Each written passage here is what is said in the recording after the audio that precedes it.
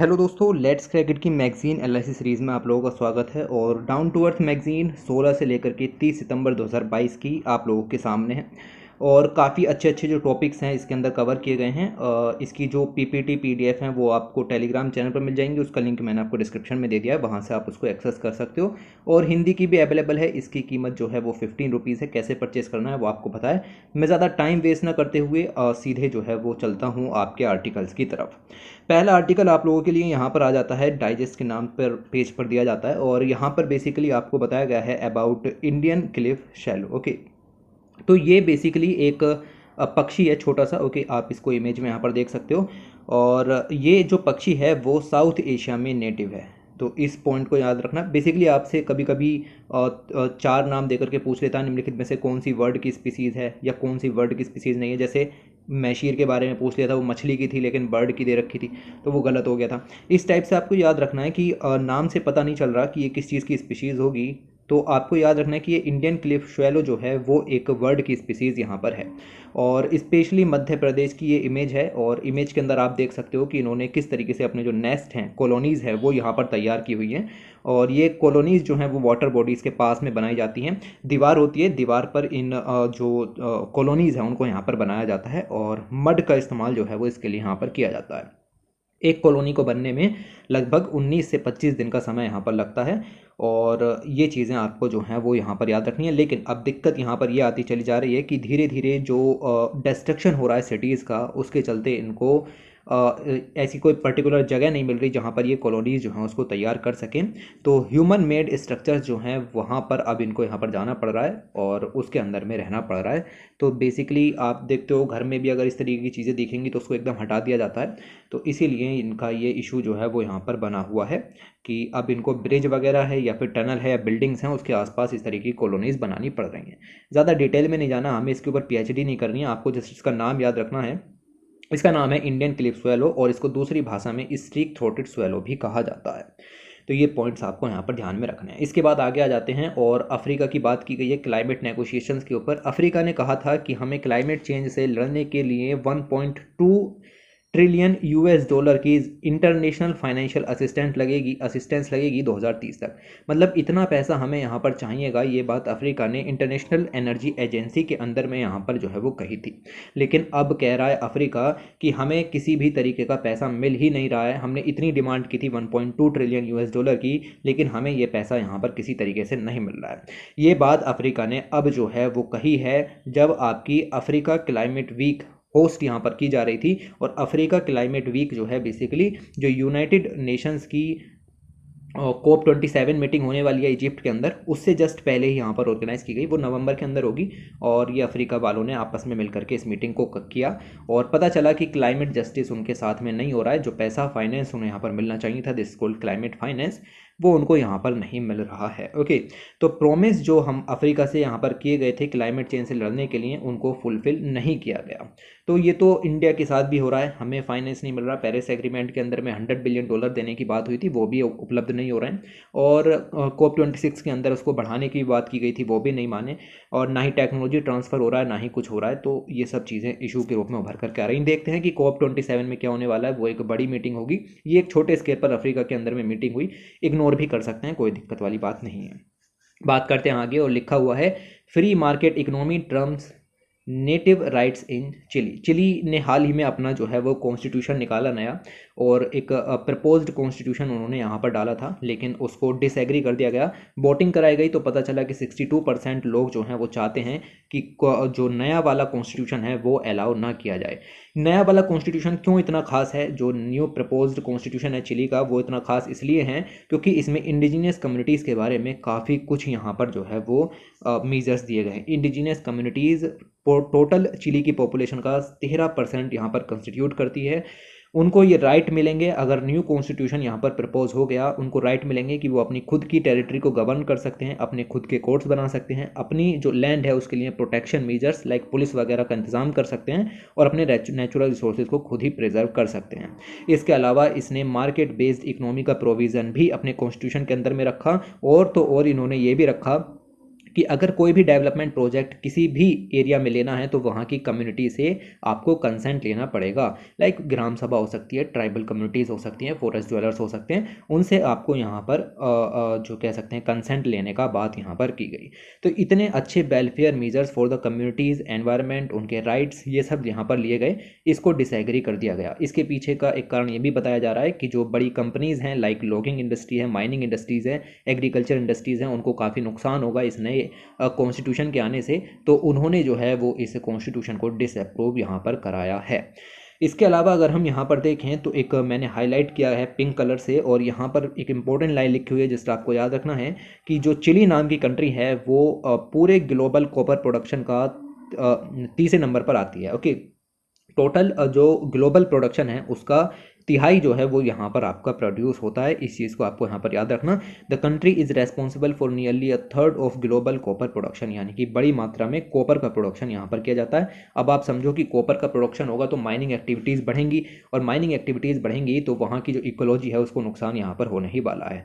इसके अलावा दुनिया का सबसे बड़ा प्रोड्यूसर है लिथियम का। लिथियम इलेक्ट्रेड जो आपकी बेसिकली ईवीज़ हैं, इलेक्ट्रॉनिक व्हीकल्स हैं, उनके लिए काफ़ी इंपॉर्टेंट कंपोनेंट हो जाता है। इसके अलावा चिली के अंदर जो है वो काफ़ी भारी मात्रा में रेयर अर्थ मिनरल्स भी पाए जाते हैं, जो कि सेमीकंडक्टर इंडस्ट्री और जो नई एज की टेक्नोलॉजीज़ आ रही हैं उसमें काफ़ी इंपॉर्टेंट हो जाती हैं। कंट्री के अंदर माइनिंग सेक्टर से जीडीपी का भारी हिस्सा, लगभग 10% हिस्सा जो है वो आता है। इसलिए माइनिंग बंद हुई तो समझ लो बहुत नुकसान होगा इकोनॉमी को, लेकिन बहुत फ़ायदा होगा एनवायरनमेंट को।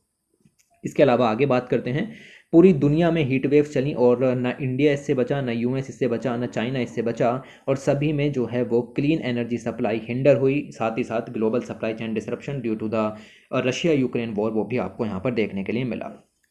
तो रिन्यूएबल एनर्जी के जो सोर्सेज हैं वहाँ पर अलग अलग कंट्रीज़ ने बैन यहाँ पर लगा दिया। जैसे अगर हम यहाँ पर बात कहें चाइना की, तो चाइना जो है उसने पिछले 60 सालों में ऐसी भारी हीट वेव्स कभी नहीं फेस की हैं जितनी कि इस बार इन्होंने यहाँ पर फेस की। और इन्होंने अपनी जो इंडस्ट्रीज़ हैं उनको ऑर्डर दिया कि 29 अगस्त से लेकर के 3 सितंबर तक किसी भी तरीके का जो इंडस्ट्रियल प्रोडक्शन है आप वहाँ पर नहीं करोगे। ओके, क्यों? क्योंकि उसमें बिजली खर्च होगी और बिजली हमारे पास है नहीं, क्योंकि एनर्जी जो सिक्योरिटी है वो किसी कंट्री के पास फ़िलहाल में नहीं है। तो ये कुछ चीज़ें हैं। ऐसे यूएस ने भी इस चीज़ को कहा कि डोमेस्टिक यूज़ के लिए हमें इलेक्ट्रिसिटी को बचा करके रखना है, इसीलिए इंडस्ट्रीज़ जो हैं वो कम से कम इस चीज़ को खर्च करें, इलेक्ट्रिसिटी को कम से कम खर्च करें। एक इंपॉर्टेंट लाइन जो कि वर्ल्ड इकोनॉमिक फोरम के द्वारा यहाँ पर दी गई है, इन्होंने कहा है कि हीट वेव्स का डायरेक्ट इम्पैक्ट पड़ता है सोलर एनर्जी के ऊपर। आप सोलर पैनल लगाते हो, सोलर पैनल के द्वारा जो अर्थ की हीट रेडिएशन है उसको आप इलेक्ट्रिक एनर्जी में कन्वर्ट करते हो। ये जो प्रोसेस है इसकी एफिशिएंसी कम हो जाती है जब हीट वेव्स का इम्पैक्ट यहाँ पर पड़ता है। साफ साफ लिखा हुआ है कि heat waves impacts the efficiency of solar panel by 0.2% points for every 1% increase. जैसे ही टेम्परेचर 1% बढ़ता है आपके सोलर पैनल्स की एफिशिएंसी 0.5% कम हो जाती है। इस चीज़ को याद रखना। तो जब चैलेंजेस आप लिख रहे हो सोलर पावर से रिलेटेड तो एक पॉइंट आपको यहाँ से ये वाला याद रखना है। इसके बाद आगे चलते हैं और लिखा हुआ है ग्रीनलैंड की आइस जो है वो काफ़ी डेंजर में। पूरी दुनिया में जितने भी पोल्स हैं, लाइक थर्ड पोल, 3 पोल्स है ना। ओके, एक आपका नॉर्दर्न पोल हो गया, सदर्न पोल हो गया, और तीसरा जो है वो आपका हिमालयन रेंज यहाँ पर हो गई। वो सब में जितने भी ग्लेशियर्स हैं सब खतरे में हैं, और ग्रीनलैंड जो कि सबसे बड़ी आइस शीट यहाँ पर जो है वो रखता है ऑब्वियसली अंटार्कटिक के बाद। ओके, तो वो जो है वो भी यहाँ पर खतरे में है। हमने अंटार्कटिक का कई बार पढ़ा है, ये ग्रीनलैंड के बारे में बेसिकली दिया गया है। तो ग्रीनलैंड के अंदर में भी यहाँ पर देखने के लिए मिल रहा है कि ग्लोबल सी लेवल राइज जो है वो लगातार बढ़ रहा है। सी लेवल राइज का बढ़ना ये दिखाता है कि कहीं ना कहीं ग्लेशियर्स जो हैं वो पिघल रहे हैं। इसका मतलब ये है कि वहाँ पर टेम्परेचर का इफेक्ट हो रहा है। ग्रीनलैंड जो है वो लगभग आर्कटिक को कवर करते हैं, और आर्कटिक दुनिया के किसी और क्षेत्र की तुलना में 2 गुना तेजी से गर्म यहाँ पर हो रहा है। This process is called Arctic amplification. तो ये चीज़ें जो हैं वो आपको यहाँ पर याद में रखनी है। इस आर्कटिक एम्प्लीफिकेशन की वजह से पता चल रहा है कि सी लेवल राइज 2100 तक, सन 2100 तक 10 से 15 सेंटीमीटर यहाँ पर बढ़ जाएगा। अभी सिर्फ 1 मिलीमीटर बढ़ा है, तो आप समझो कि कितने गुना सा यहाँ पर हो जाएगा। लगभग 100-150 गुना से ज़्यादा सी लेवल राइज देखने के लिए मिलेगा। इसी के अलावा अलग अलग रिपोर्ट्स और यहाँ पर प्रकाशित हुई, और इन्होंने ये भी कहा कि स्टेट्स, यूएस के अंदर बेसिकली यूरोप के अंदर में, स्टेट्स दैट ग्रीनलैंड्स यहाँ पर अगर आप देखोगे कि ये जो रिपोर्ट यहाँ पर पब्लिश हुई है by the researchers in Europe and US, उन्होंने कहा है कि ग्रीनलैंड की जो आइस शीट है वो बहुत ही तेज़ी से रिट्रीट यहाँ पर हो रही है। लगभग 59,000 स्क्वायर किलोमीटर का जो कह सकते हैं कि एरिया है, ओके, वो यहाँ पर धीरे धीरे ख़त्म हो रहा है और ग्लोबल सी लेवल राइज जो है वो तेज़ी से बढ़ रहा है। इसमें से कोई भी डाटा आपको याद रखने की ज़रूरत नहीं है, क्योंकि ये डाटा आप अपने अंदाजे से भी बना सकते हैं। और ये बात ग्रीनलैंड की हो रही है, तो आपसे स्पेशली ग्रीनलैंड के बारे में क्वेश्चन नहीं पूछा जाएगा, आपसे क्वेश्चन पूछा जाएगा पूरी दुनिया के ग्लेशियर्स के बारे में पूछा जाता है और जा चुका भी है। इसके अलावा अगर हम बात करें तो रिसेंट एस्टिमेट्स की भी बात है कि ग्रीनलैंड जो है वो काफ़ी वल्नरेबल है। देखो, आर्कटिक हो, अंटार्कटिक हो, हिमालयाज हो, जहाँ पर भी ग्लेशियर हैं उनकी वल्नरेबिलिटी बढ़ ही जाती है क्लाइमेट चेंज के कारण। ग्लोबल वार्मिंग होगी, टेम्परेचर बढ़ेगा, ग्लेशियर्स पिघलेंगे, पानी का लेवल बढ़ेगा। This is a simple phenomena. अब उसका क्या इम्पैक्ट ग्रीनलैंड पर भी पड़ेगा? तो भाई ग्रीनलैंड जो है वो एक पूरी तरीके से कह सकते हैं कि आइस से ढका हुआ है, तो हाँ बिल्कुल पड़ेगा। क्या उसका इम्पैक्ट अंटार्कटिक पर पड़ेगा? किसने मना किया है? वहाँ पर भी आइस है, वहाँ पर भी पड़ेगा। कहीं पर ज़्यादा पड़ेगा, कहीं पर कम पड़ेगा। जैसे आर्कटिक में ज़्यादा पड़ेगा, अंटार्कटिक में कम पड़ेगा। बस सिंपल सी चीज़ें हैं, इसमें आपको बिल्कुल भी और ज़्यादा पढ़ने की ज़रूरत नहीं है। ग्लोबल लेवल पर क्या चल रहा है? पाकिस्तान के अंदर भारी मात्रा में फ्लड आ गई और स्टेट ऑफ इमरजेंसी अगस्त के लास्ट में यहाँ पर लगाने की ज़रूरत यहाँ पर पड़ गई। इससे लगभग 33 मिलियन लोगों का जो ज़िंदगी है, उनका जो जीवन यापन है, वो पूरी तरीके से डिस्टर्ब हुआ। पाकिस्तान ने अपने पड़ोसी देशों से फाइनेंशियल एड यहाँ पर देने की मांग की है। उन्होंने कहा है कि हमारी मदद कीजिए। यूनिसेफ जैसी ऑर्गेनाइजेशंस, जो लोग डूब गए हैं, जिनकी ज़मीन संपत्ति ख़त्म हो गई है, बच्चे जो हैं वो पॉवर्टी में और माल न्यूट्रिशन की प्रॉब्लम्स को फेस कर रहे हैं, उनकी मदद के लिए सामने आया है। ब्राज़ील के अंदर जो अमेज़ोन के फॉरेस्ट हैं, उसमें अगस्त के अंदर 31,513 के करीब फायर्स जो हैं वो नज़र आई। यानी कि फॉरेस्ट फायर, उनकी इंटेंसिटी यहाँ पर लगातार बढ़ती चली जा रही है, उनकी फ्रीक्वेंसी यहाँ पर लगातार बढ़ती हुई चली जा रही है। Okay, number of fires during the month were the second only to the 45,000 fires. अगस्त 2010 में 45,000 फायर्स रिकॉर्ड हुई थी। उसके बाद ये जो फायर्स हैं वो लगभग 30,000 की रेंज में थी, लेकिन उसके बाद सबसे ज़्यादा फायर जो है वो आपको मिली है। तो आपको ऐसे फायर का नंबर याद नहीं रखना। जब आप फॉरेस्ट फायर्स के बारे में पूरा ऐसे लिख रहे हों, तो उसमें एक एग्जाम्पल के तौर पर लिख सकते हैं दैट फॉरेस्ट फायर्स की फ्रीक्वेंसी और इंटेंसिटी पिछले 10 सालों में या फिर पिछले 20 सालों में 2 गुने के हिसाब से यहाँ पर हो गई है।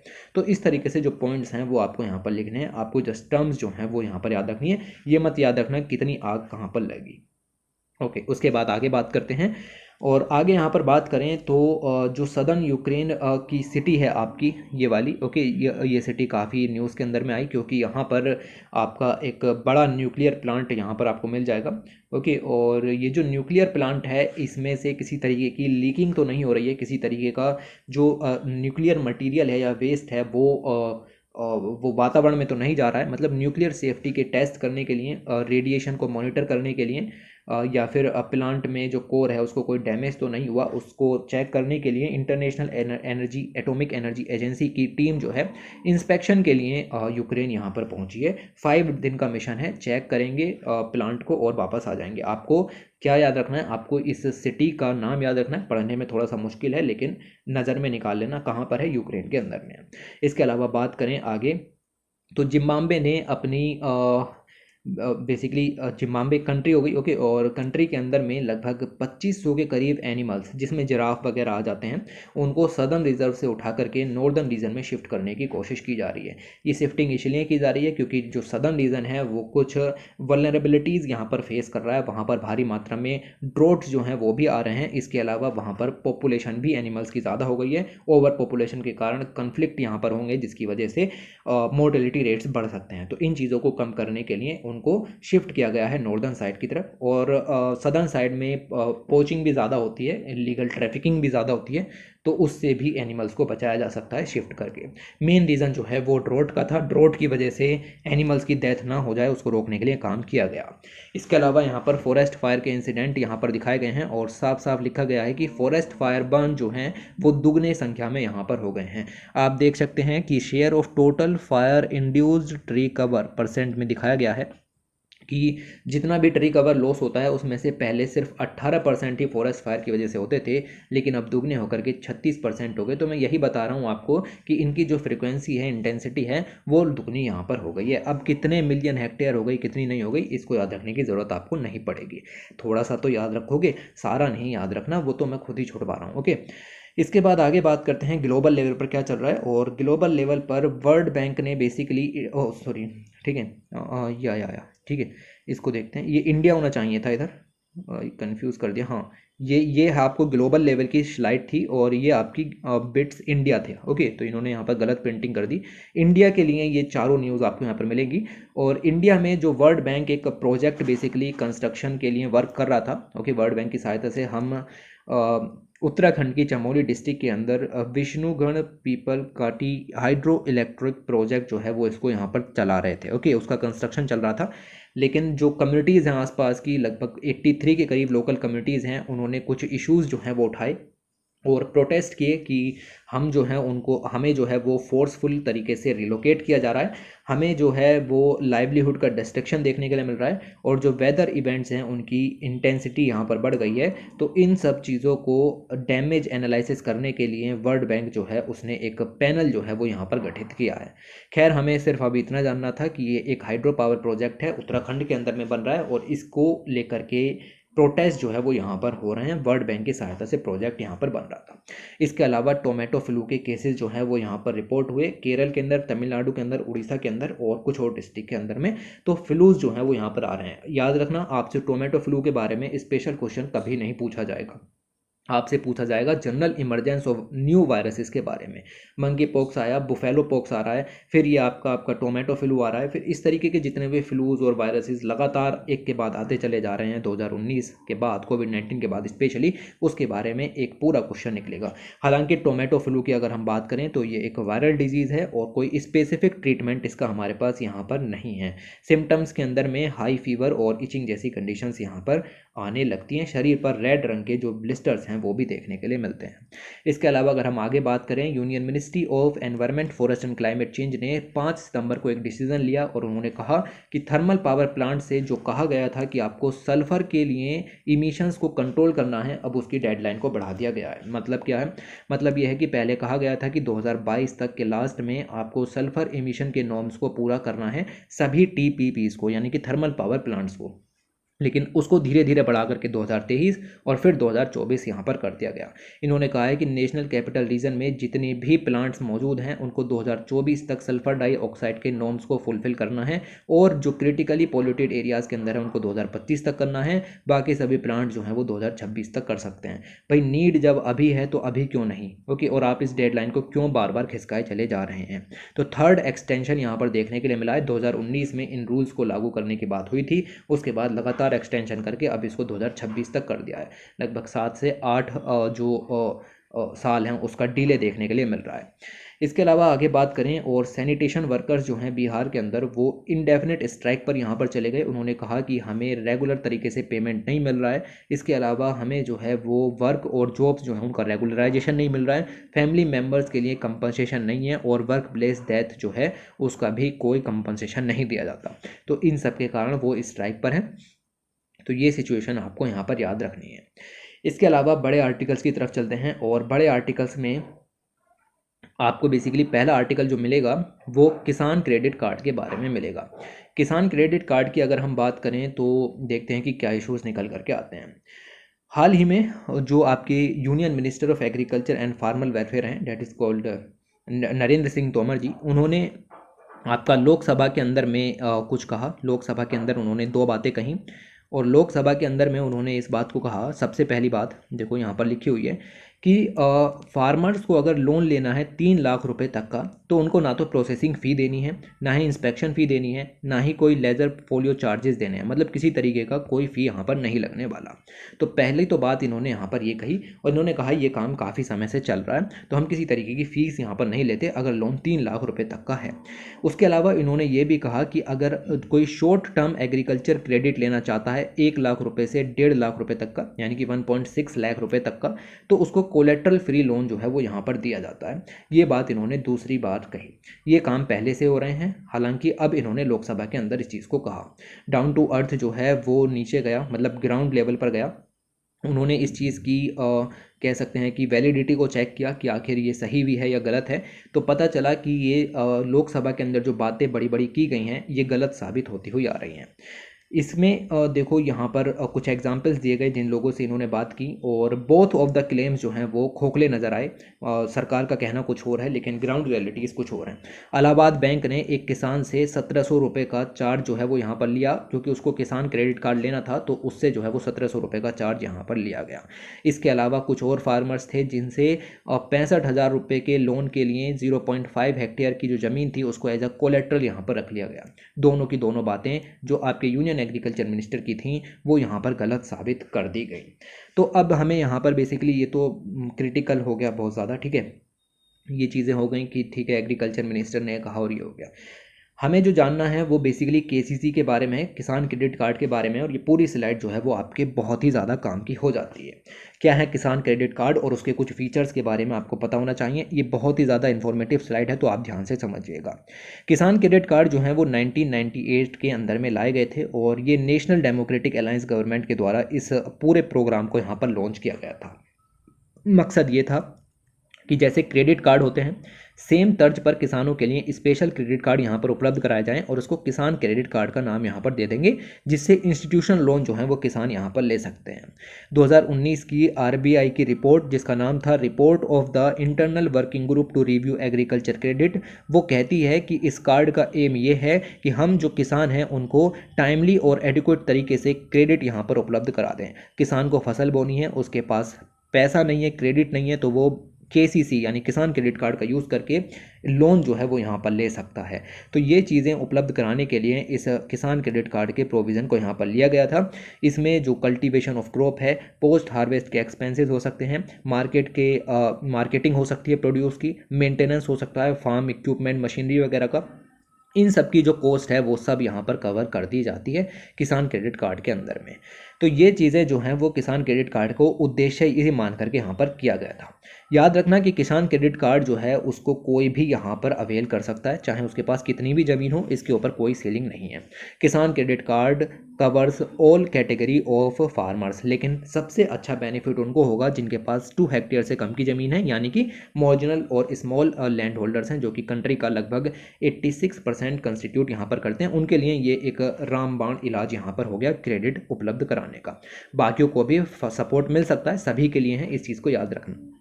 इसके अलावा अगर हम यहाँ पर बात करें तो KCCs is issued for a term of 5 year, पूरा फैक्ट है, ऐसा का ऐसा ही दे देगा। 5 साल के लिए किसान क्रेडिट कार्ड को इशू किया जाता है, उसके बाद आप इसको रीन्यू जो है वो यहाँ पर करा सकते हैं। फार्मर्स हो सकते हैं या फार्मर्स कलेक्टिव्स हो सकते हैं, लाइक फार्मर प्रोड्यूसर ऑर्गेनाइजेशंस वगैरह हो सकती हैं, या फिर लैंड ओनर कल्टिवेटर्स हो सकते हैं, टीनेंट फार्मर्स हो सकते हैं, या आपके एग्रीकल्चर लेबरर्स हो सकते हैं, सेल्फ हेल्प ग्रुप्स हो सकते हैं, वो भी केसीसी को ले सकते हैं। यानी कि इंडिविजुअल्स के लिए भी है और नॉन इंडिविजुअल ऑर्गेनाइजेशंस के लिए भी है। ये पॉइंट आपको यहाँ पर याद रखना है। 2022 तक लगभग 73 मिलियन के करीब ऑपरेशनल किसान क्रेडिट कार्ड जो हैं वो डिस्ट्रीब्यूट किए जा चुके हैं। किसान क्रेडिट कार्ड जो है वो आपका उस पर जो क्रेडिट लिमिट है कि आप कितना लोन ले सकते हैं, कितना क्रेडिट ले सकते हैं, वो बैंक्स के द्वारा फिक्स किया जाता है। ये भी एक फैक्ट है, आपसे दे सकता है कि ये गवर्नमेंट के द्वारा फिक्स किया जाता है, नहीं, बैंक्स जो हैं वो उसको यहाँ पर फिक्स करते हैं। आरबीआई ने इस चीज़ को बैंक्स को निर्देश यहाँ पर दे रखे हैं। इसके अलावा अगर हम बात करें कि कंसेप्ट के बेस पर जो किसान क्रेडिट कार्ड हैं वो सेम किसी और क्रेडिट कार्ड की तरह ही वर्क करता है, बट इसके कुछ एडवांटेजेस यहाँ पर होते हैं। जैसे अगर आप सिंपल क्रेडिट कार्ड लेते हो तो 20% के करीब इंटरेस्ट रेट आपको देना पड़ता है, लेकिन यहाँ किसान क्रेडिट कार्ड के अंदर आपको सिर्फ 7% क्रेडिट देना पड़ता है, वो 7% जो इंटरेस्ट है वो यहाँ पर देना पड़ता है। और अगर आप रेगुलर पेमेंट करते रहे तो इस 7% में से 3% गवर्नमेंट कर देती है, और आपके पास इफेक्टिवली तरीके से 4% ही देने के लिए बचता है। तो किसान के लिए काफ़ी अच्छा फ़ायदा यहाँ पर जो है वो किसान क्रेडिट कार्ड उपलब्ध कराते हैं। इसके अलावा किसान क्रेडिट कार्ड की जो क्रेडिट साइकिल है वो भी 6 महीने की, यानी कि स्टेटमेंट 6 महीने के बाद इशू किए जाते हैं। किसानों को हर महीने तंग नहीं किया जाता जैसा कि अदर क्रेडिट कार्ड्स के लिए यहाँ पर होता है। तो ये 6 महीने की क्रेडिट साइकिल होती है, ये भी एक पॉइंट है, इसको आपको यहाँ पर ध्यान में रखना है। इसके अलावा अगर हम यहाँ पर बात करें तो किसान क्रेडिट कार्ड जो हैं वो इनकी कोई अपर लिमिट नहीं होती, आप कितना भी बड़ा लोन ले सकते हो। कुछ बड़े फार्मर्स हैं वो करोड़ तक का लोन भी यहाँ पर जो है वो किसान क्रेडिट कार्ड के जरिए उठा सकते हैं। और इसमें अगर हम बात करें तो जो अपर लिमिट बेसिकली अगर हम बात करें मैक्सिमम लोन की, ओके, देखो ये वाला पैसेज देखो आप यहाँ पर कि farmers can not get the entire credit limit in the first year itself. सारी की सारी क्रेडिट लिमिट आपको पहले साल में नहीं मिल जाएगी, आपको पहले कुछ लिमिट यहाँ पर दी जाएगी, उसके बाद धीरे धीरे आपकी लिमिट जो है वो 10% बढ़ा दी जाएगी अकॉर्डिंग टू कि आप रीपेमेंट कर रहे हैं या नहीं कर रहे हैं विद इंटरेस्ट। ओके, तो उसके हिसाब से इसको बढ़ा करके मैक्सिमम अमाउंट तक ले जाया जाता है 5 साल के अंदर में। इसके अलावा अगर हम बात करें किसान क्रेडिट कार्ड की, तो लैंडलेस फार्मर्स को मुश्किल से किसान क्रेडिट कार्ड उपलब्ध हो पाते हैं क्योंकि बैंक्स उनको किसान क्रेडिट कार्ड उपलब्ध यहाँ पर नहीं कराते। तो ये एक क्रिटिकल एस्पेक्ट भी यहाँ पर हो गया किसान क्रेडिट कार्ड से रिलेटेड, इस चीज़ को यहाँ पर याद रखना। इसके अलावा आरबीआई ने यह भी कहा है बैंक से कि जल्दी से जल्दी किसान क्रेडिट कार्ड को मैग्नेटिक स्ट्रिप के ज़रिए यहाँ पर लॉन्च किया जाए, मतलब उसमें इलेक्ट्रॉनिक सिस्टम के ज़रिए क्रेडिट अवेलेबिलिटी का सिस्टम यहाँ पर हो जाए तो ज़्यादा बेहतर रहे। तो ये आरबीआई भी इसमें काम कर रहा है। तो ये जो चीज़ें हैं सारी की सारी स्लाइड जो आपको यहाँ पर पढ़ाई गई, ये पूरी की पूरी स्लाइड में आपको पॉइंट्स याद रखने हैं। ये पूरी स्लाइड मैंने आपको यहाँ पर कवर करा दी, this whole passage has been covered. Okay, इसके अलावा ना ही आपको ये कवर करना है, यहाँ पर पर्टिकुलरली बताया गया था कि किस तरीके से किसान क्रेडिट कार्ड जो है वो इलेक्शन के समय पर ज़्यादा लॉन्च किए जाते हैं। खैर ये सब हमें इतना जानने की ज़रूरत नहीं है, और अगर इसमें जानना ही है तो ये रहा, देखो ये रहा ग्राफ। ओके, और ग्राफ के अंदर बेसिकली लिखा हुआ है कि कितने किसान क्रेडिट कार्ड कब लॉन्च किए गए।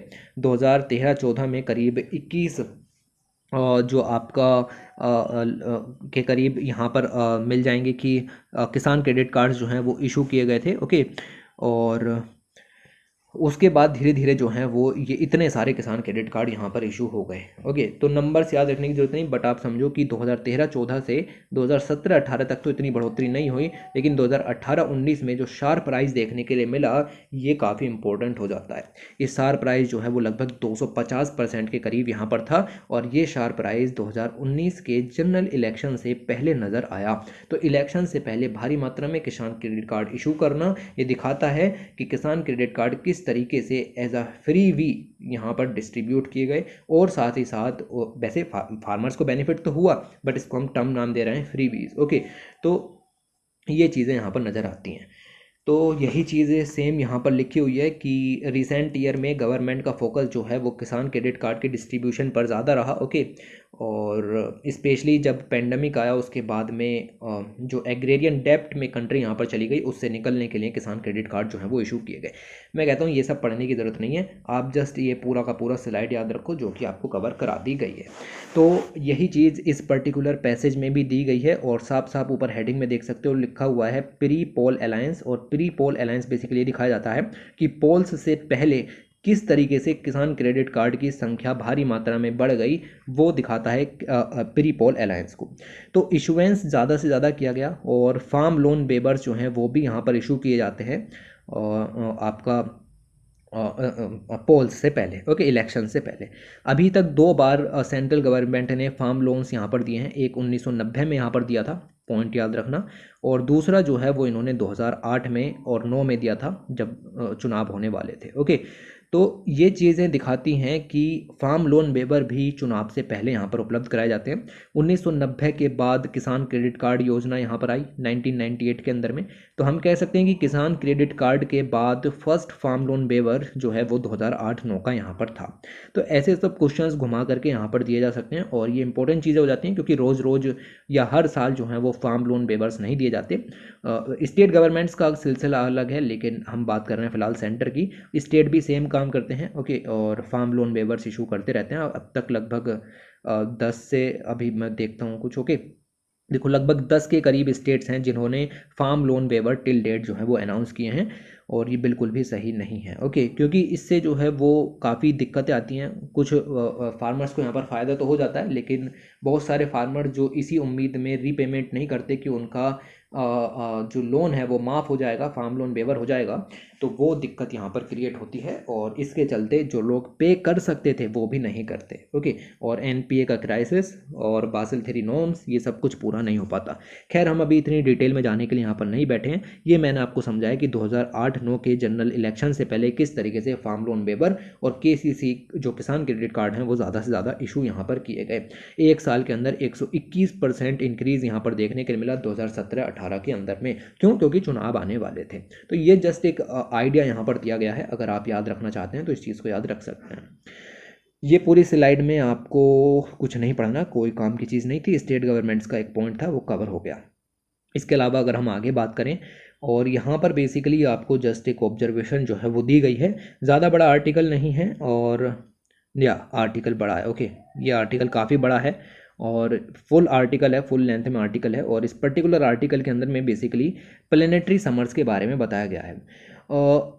पूरी दुनिया के अंदर में भारी ड्रॉट्स जो है वो यहाँ पर फेस किए गए। लगभग 4500-4200 साल पहले ऐसे ड्रॉट्स कभी फेस हुए थे जब आपकी सभ्यताएं जो हैं वो ख़त्म हो गई थी। लाइक मेसोपोटामिया है, इजिप्ट है, इंडस वैली है, चाइना है। ओके, इन सब में सभ्यताएं जो हैं वो यहाँ पर ख़त्म हुई थी। उसके बाद ड्रॉट्स की सिचुएशन जो है वो अब इतनी ज़्यादा वर्ष कभी नहीं देखने के लिए मिली है। और सिमिलर क्लाइमेटिक पैटर्न जो है वो अब नज़र यहाँ पर आ रहे हैं। आपके हॉर्न ऑफ अफ्रीका की कंट्रीज़ हों, like Ethiopia, Somalia, Sudan, Kenya, Djibouti. Okay, इन सब कंट्रीज़ के अंदर में भी 40 साल में ऐसी डेफिसिट रेन कभी नहीं हुई जितनी कि इस बार में हुई। रेन का कम होना साफ साफ दिखाता है कि पानी कम पड़ेगा और कंडीशंस ड्रॉट लाइक यहाँ पर होने वाली हैं। ऐसे ही आपको, ये तो अफ्रीका का सिनेरियो हो गया। चाइना के अंदर में भी नेशन वाइड ड्रॉट अलर्ट जो है उसको यहाँ पर लॉन्च किया गया। चाइना के अंदर काफ़ी सारी जो रिवर्स हैं वो सूख गई और हीट वेव्स की कंडीशन, जैसा कि मैंने अभी डिस्कस किया, वो भी यहाँ पर हो गई। उसकी जो सबसे बड़ी रिवर है, लाइक यांगशे रिवर है, लॉन्गेस्ट रिवर, वो भी यहाँ पर हीट वेव्स के कारण उसमें भी पानी जो है वो कम हो गया। हाइड्रो पावर जो इलेक्ट्रिसिटी है उसकी भी प्रोडक्शन यहाँ पर कम हो गया। तो ये सब दिखाता है कि किस तरीके से चीज़ें हुई। ये तो चाइना अफ्रीका की बात यहाँ पर हो गई। यूरोप के अंदर में भी पिछले 20 सालों में 6 बड़े ड्रॉट्स जो हैं वो उनको यहाँ पर देखा गया। कौन कौन से सन में आए आपको याद नहीं रखना, लेकिन रिसेंट ड्रॉट्स जो यहाँ पर आ रहे हैं उनका स्प्रेड का पैटर्न और उनकी जो इंटेंसिटी है वो बिल्कुल अलग है। ये भारी मात्रा के ड्रॉट्स यहाँ पर देखने के लिए मिल रहे हैं। कंट्रीज़ जो कि बहुत अच्छी सोची जाती हैं, लाइक डेनमार्क है, फिनलैंड है, स्वीडन है, जो कि काफ़ी अच्छे वाटर रिसोर्सेज रखती हैं, समर्स भी छोटी होती है, प्रेसिपिटेशन भी ज़्यादा होती है, उन सब कंट्रीज़ में भी ड्रॉट्स के इम्पैक्ट देखने के लिए मिल रहे हैं। ये ऐसी कंट्रीज़ हैं जो कि ह्यूमन डेवलपमेंट इंडेक्सेस के अंदर में काफ़ी अच्छा काम करती हैं, उसके बावजूद ड्रॉट्स की कंडीशन से नहीं बच पा रही हैं। इसका मतलब यह है कि कहीं तो कुछ गड़बड़ यहाँ पर हो रही है। उसी गड़बड़ को हमें पूरे आर्टिकल के अंदर में समझना है। ओके, तो करंट ड्रॉट्स जो हैं वो पिछले 500 साल में वर्ष थे। अब ये कुछ ऐसी लाइनें हैं कि 4200 साल में वर्ष थे, 500 साल में वर्ष थे, पिछले 30 सालों में ऐसा नहीं हुआ, इनको इग्नोर मारा करो। लेकिन ये समझो कि कौन कौन से एरियाज़ जो हैं वो यहाँ पर ज़्यादा इम्पैक्ट हो रहे हैं। ओके, इसमें अगर हम बात करें तो ये रिपोर्ट्स अलग अलग रिलीज़ हुई जॉइंट रिसर्च सेंटर के द्वारा, यूरोपियन साइंस सर्विसेज के द्वारा, इसको इग्नोर करना है। और this is because the entire continent, अगर हम बात करें यूरोप वगैरह की, तो पूरा का पूरा जो कॉन्टिनेंट है वो ड्रायर हो गया था। ड्रायर कंडीशन लाइक प्रेसिपिटेशन का कम होना, तो सिंपल सी बात है कि ड्रॉट लाइक कंडीशन का बढ़ जाना। सेंट्रल यूरोप के अंदर और नॉर्दर्न यूरोप के अंदर ड्राई कंडीशंस जो हैं वो ज़्यादा हो गई, और सदर्न जो है वो थोड़ा सा वेट यहाँ पर रहा, मतलब वहाँ पर बारिश जो है वो थोड़ी बहुत हुई। और इसके कुछ कारण हैं, वो मुझे कारण यहाँ पर पर्टिकुलरली आपको डिस्कस करने हैं। 3 मेन में रीजन्स जो हैं वो यूरोप के अंदर स्पेशली। ओके, यूरोप की बात की गई है इस पूरे आर्टिकल में। आप देख सकते हो बहुत सारे मैप्स दिए गए थे यूरोप के, बट हमारे काम का कोई मैप नहीं था। ओके, यूरोप के अंदर पीएचडी नहीं करनी, बट हाँ 3 ऐसे बड़े फिनोमिना हैं जिसकी वजह से यूरोप के अंदर में ड्रॉट्स लाइक कंडीशन उभर करके आ रही हैं। उन तीनों रीजन्स को हमें यहाँ पर समझना पड़ेगा। ओके, तो इनको समझते हैं। सबसे पहला जो कंडीशन है वो तो वेस्टर्लीज है, दूसरा जो है वो आपका एजोर्स हाई है, और तीसरा जो है वो आपका नॉर्थ अटलांटिक ओसिलेशन है। तीनों को जो है वो थोड़ा थोड़ा जो है वो हम यहाँ पर डिस्कस करेंगे, जितना गिवन है फिलहाल उतना देखेंगे। इसके ऊपर मैं सोच रहा हूँ अलग से एक वीडियो भी बनाई जाए। ओके, लाइक तीनों फिनोमिनास को अलग अलग समझाया जाए। तीनों, ना तो एजोर्स हाई और नॉर्थ अटलांटिक ओसिलेशन को तो अलग से समझाया जाना चाहिए। देखते हैं क्या होता है, कुछ टाइम वाइम मिलता है तो करते हैं इस काम को। तो ये इमेज में दिखाया गया है कि कैसे ड्रॉट्स इस समय अगस्त 2022 में है और 2070 से 2021 तक किस तरीके से होंगी। खैर हमें नहीं जानना, हमें अपनी इंडिया की हालत पता चल जाए वो ही बहुत है।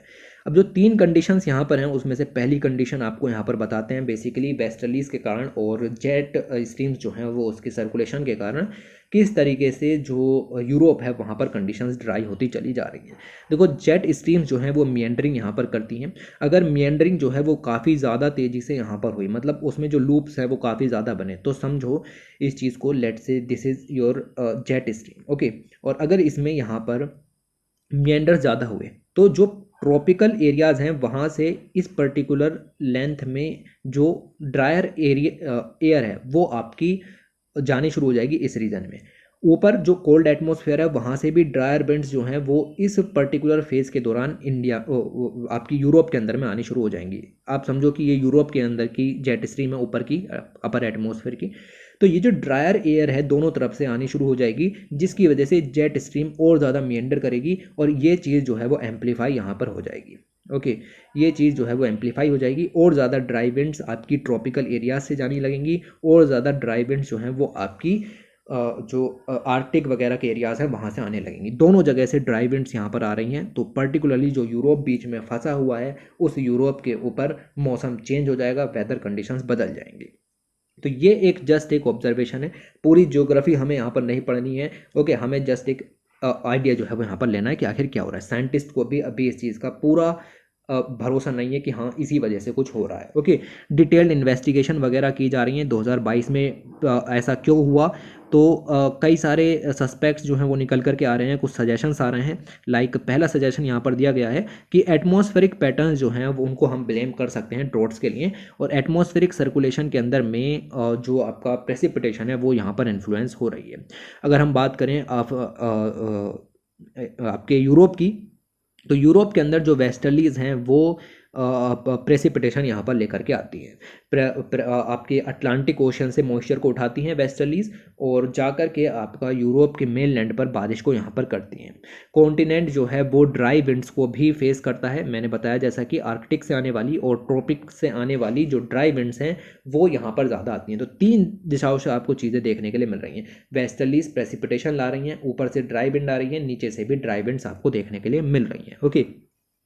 लेकिन जैसे जैसे क्लाइमेट चेंज होता जा रहा है, ग्लोबल वार्मिंग होती चली जा रही है, ये जो सर्कुलेशन है ये लगातार चेंज होते चले जा रहे हैं। अब हमें ज़्यादा से ज़्यादा ड्राई विंड्स ऊपर से आती नज़र आ रही हैं, हमें ज़्यादा से ज़्यादा ड्राई विंड नीचे से हुई नज़र आ रही हैं, और जो आपकी वेस्टर्लीज है उनकी इंटेंसिटी कम होती चली जा रही है। जो बारिश वाली हवाएँ हैं, तेज़ ओके विंड्स हैं, वो यहाँ पर कम हो रही हैं। तो ये चीज़ें आपको यहाँ पर नज़र आएंगी कि we are also seeing dry winds from Africa. Africa से भी ड्राई विंड्स नजर आएंगे। अफ्रीका मतलब ट्रॉपिकल रीजन से, ओके। और वो जो हैं वो मेडिटेरियन ऊपर के अंदर जा रही हैं, जिससे कि प्रेसिपिटेशन पैटर्न जो है वो चेंज हो रहे हैं। एयर सर्कुलेशन जो कि जेट स्ट्रीम के द्वारा इन्फ्लुएंस है, जिसका मैंने आपको पूरा पैटर्न यहाँ पर समझाया, इसके बारे में ये चीज़ यहाँ पर दी गई थी। सेम चीज़ मैंने आपको डिपिक्शन के द्वारा यहाँ पर समझाई है, बाकी इसमें कुछ भी नहीं लिखा हुआ है, ओके। और ये चीज़ें हैं कि जैसे जैसे आर्कटिक यहाँ पर वार्म होता रहेगा तो ड्रायर कंडीशंस बढ़ती रहेंगी, और वो विंड आर्कटिक से जेट स्ट्रीम के सहारे उसके मियंडरिंग के ज़रिए आपका यूरोप के अंदर में आएंगी और ड्राई कंडीशंस को बढ़ावा यहाँ पर देंगी। तो ये चीज़ है कि टेम्परेचर डिफरेंस जो है वो ड्रॉप हो जाता है बिटवीन द पोलर मतलब आर्कटिक और ट्रॉपिक्स, जिसकी वजह से जेट स्ट्रीम मियंडर करना शुरू कर देती है। Subsequently the jet stream meander bringing more often dry winds to the Europe from the north and from the south. तो इस तरीके से आपको ये जस्ट एक आइडिया लेना है कि कैसी कंडीशन जो है वो यूरोप के अंदर में होती हैं। दूसरी चीज़ आपको जो है वो बेसिकली बताया गया था एजोर्स हाई के बारे में। एजोर्स हाई को बर्मुडा हाई भी कहते हैं, क्योंकि ये बर्मुडा ट्रायंगल के आसपास का फिनोमिना है। और ये क्या होता है, बेसिकली एक हाई प्रेशर सिस्टम होता है नॉर्थ अटलांटिक सिस्टम के ऊपर। आपको पता है कि वहाँ पर हॉर्स लैटिट्यूड बेसिकली है, और हाई प्रेशर सिस्टम वहाँ पर क्रिएट होता है, यानी कि विंड्स जो हैं वो सबसाइड वहाँ पर होती हैं, ओके, जिसकी वजह से हाई प्रेशर वहाँ पर क्रिएट होता है। और एजोर्स हाई को कहा जाता है gate keeper of precipitation over the Europe. Azores high के कारण जो यूरोप का आइबेरियन पेनिनसुला है, जिसके अंदर स्पेन और पुर्तगाल जैसी कंट्रीज आ जाती हैं, वहाँ पर भारी वर्षा होती है एजोर्स हाई के कारण। मैं आपको इमेज दिखा देता हूँ, देखिए ये रहा, ओके।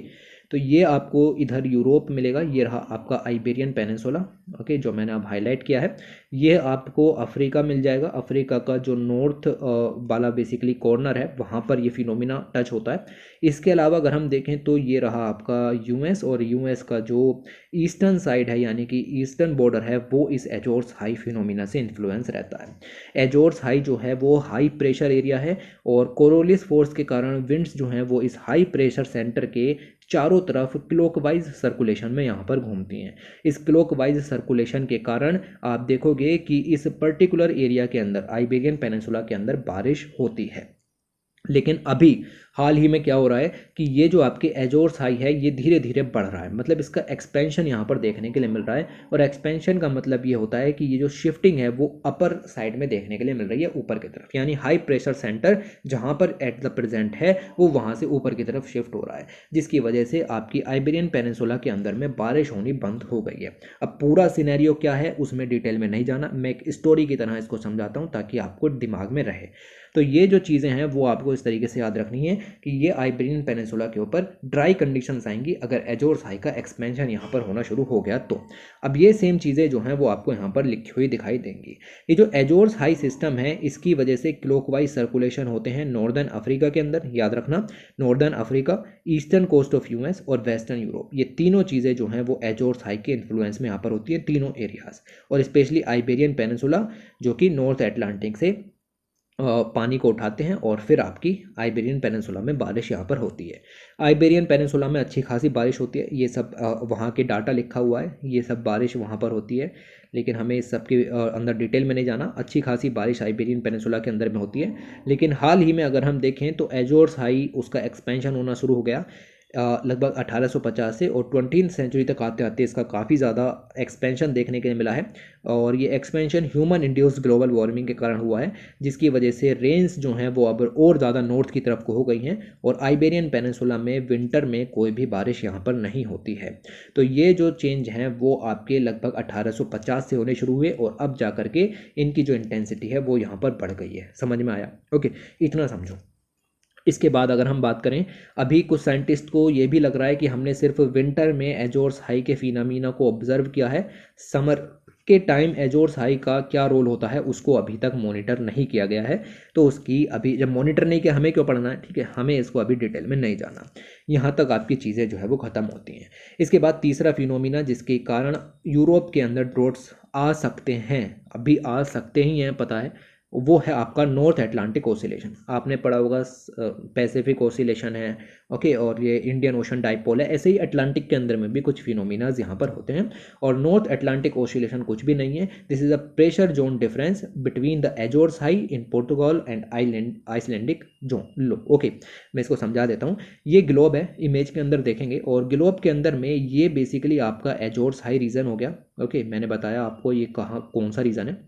और इसके ऊपर जो सफ़ेद रंग का रीजन है ये आइसलैंडिक जोन हो गया।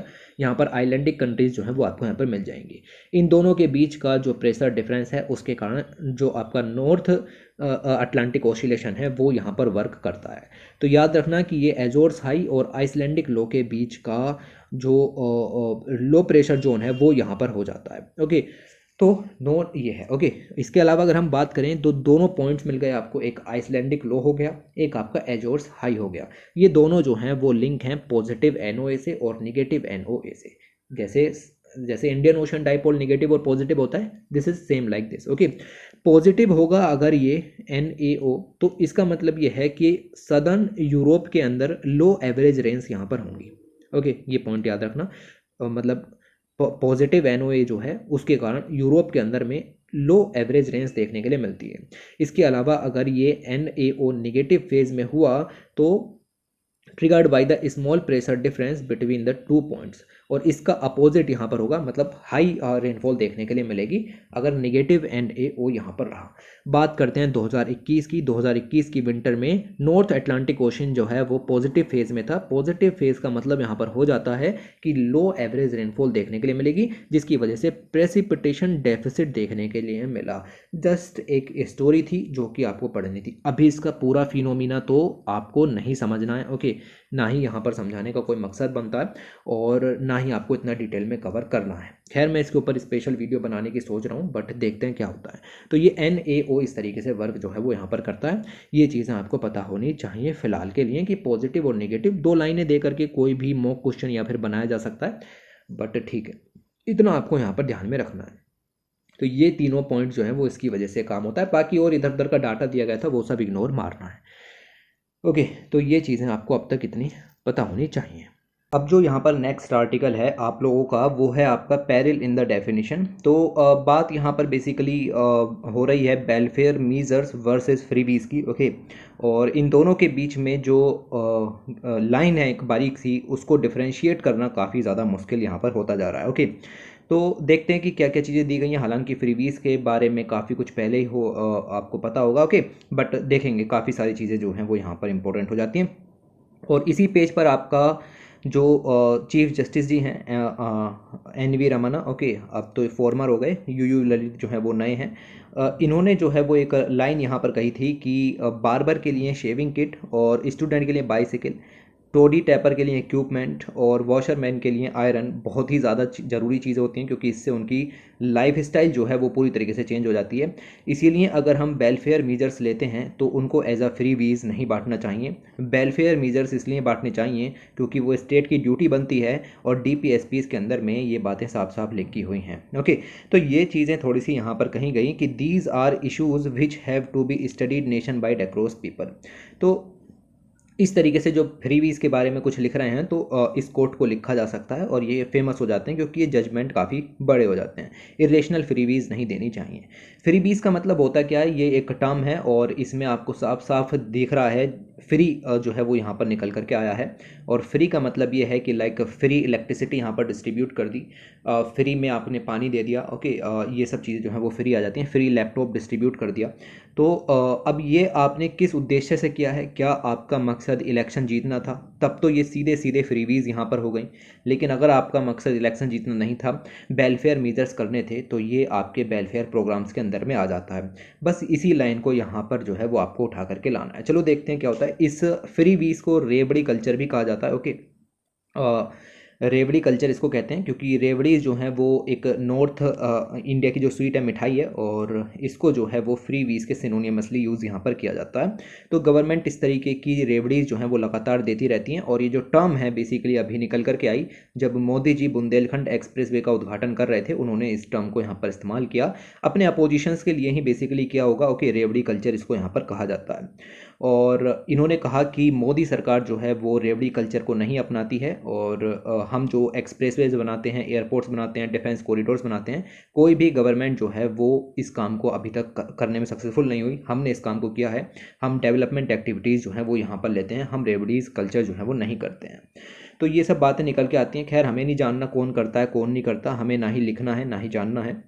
हमें तो आगे अपनी डेफिनेशन और कुछ इश्यूज जो इससे रिलेटेड हैं उनको समझना है।